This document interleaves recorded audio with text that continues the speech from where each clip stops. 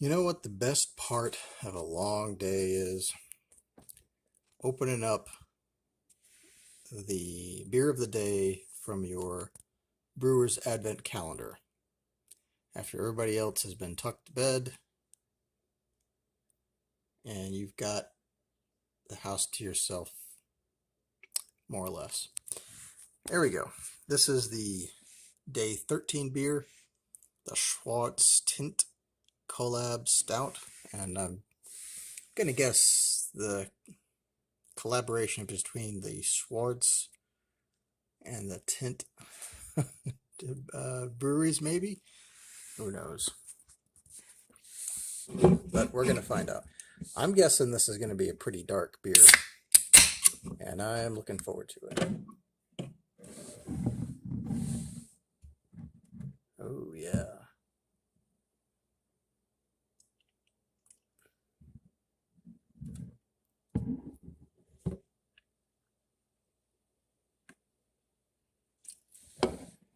Look at that. That looks and smells delicious.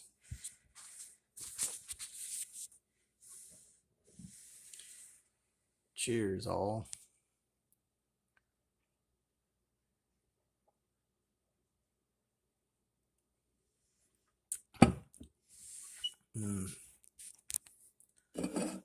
That's good. That is very tasty. Oh, yeah. I mean, it just...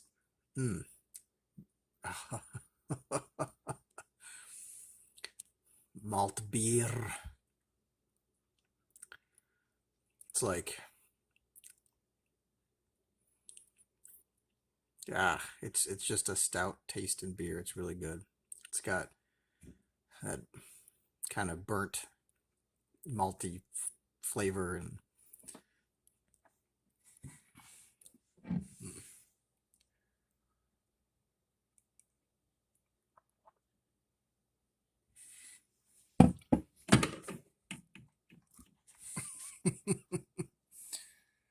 oh, hits the spot. Okay. Also, we've got some cheese to eat. Let's see, day 13 is going to start the second half of this advent calendar. This is from Ilchester. Yeah, looks like cheddar cheese again. All right, let's see. What did the mouse say when he snatched the cheese without getting caught in the trap? Cheddar luck next time. Indeed, it is cheddar today.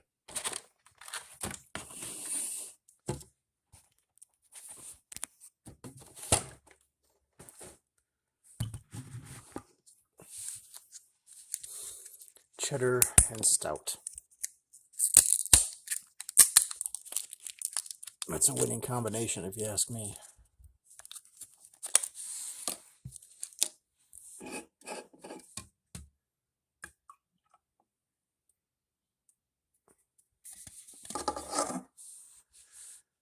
Oh, yeah.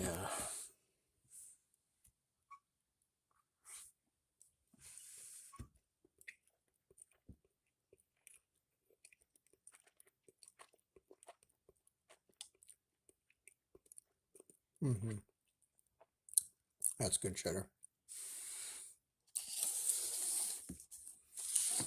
I could eat that all night. And so I've been looking through my Google Calendar and setting up like a viewing schedule for all the TV that I watch.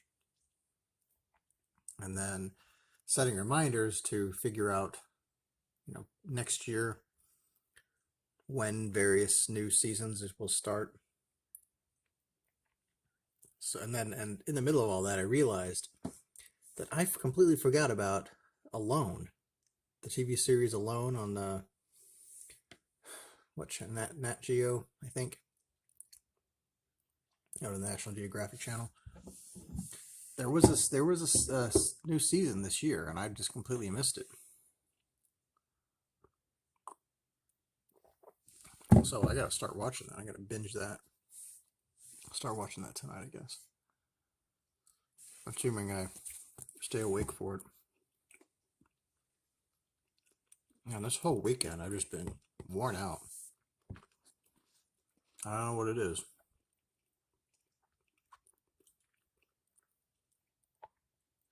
There's also another like spin-off show called Alone-Beast or something like that, where they've got teams of 3. Or are they teams? I don't know. It sounded like there were 3 people in a group, and they had to stay and survive without any tools.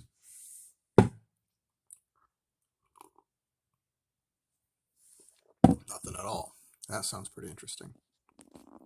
I think that came out earlier this year, but it's a good show too. You guys should watch that if you don't watch it.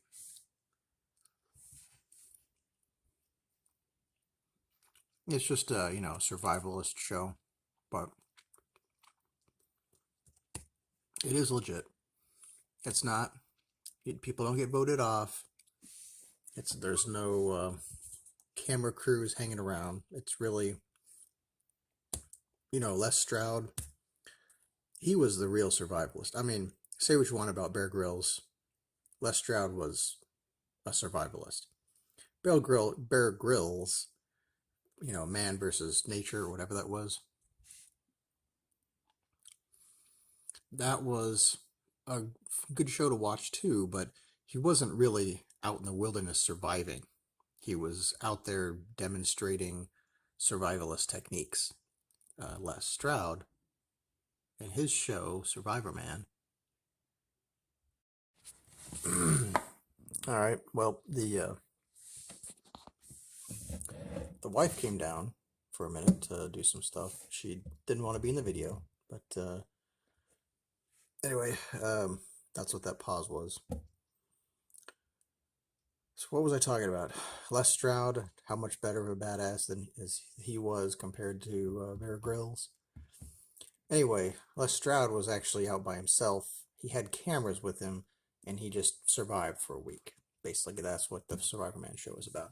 The show alone is similar in that respect, in that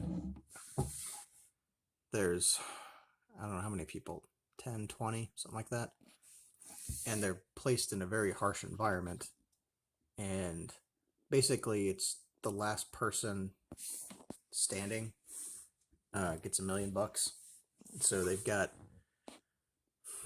something like they can pick 10 items from a list that they can take with them, and then they're dropped off in these remote locations within a few miles of each other, so that it's not like they could just walk to each other and meet up. So they're still isolated from each other, but they're in the same area, so they're subjected to all the same weather and stuff. So they have a satellite phone, and they can tap out at any time, but once they tap out, then they're done. So this show usually lasts for 50, 60 days at a time. These guys are just, and they always start the season, they drop these people off like towards the end of summer, so you're heading into winter in these extremely frigid, like subarctic areas, and I couldn't do any of that. I mean, they usually start off all right. People are putting up a shelter and foraging for different plants and stuff, and some of them are able to make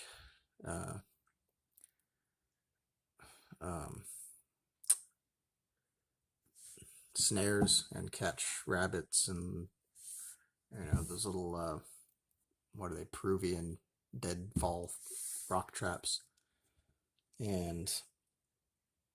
But it's a very interesting show watching these people do this stuff. There's no, there's not, it's not it's more like Survivor Man in that the people there are filming themselves. There's nobody with them, and they are really by themselves, and they're having to contend with wolves and bears and things that are sniffing around their campsites. And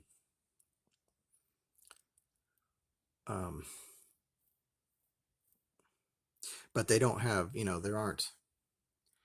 there's no drama, with between people, and they aren't getting voted out and stupid politics. And it's, the show isn't overshadowed by this kind of reality TV nonsense, which I appreciate. I mean, I like the concept of reality TV for things like this, because you're actually watching people having to deal with real situations in life, and it's not just this pseudo scripted bullshit. Anyway, so I'm gonna head out. I'll talk to you guys later.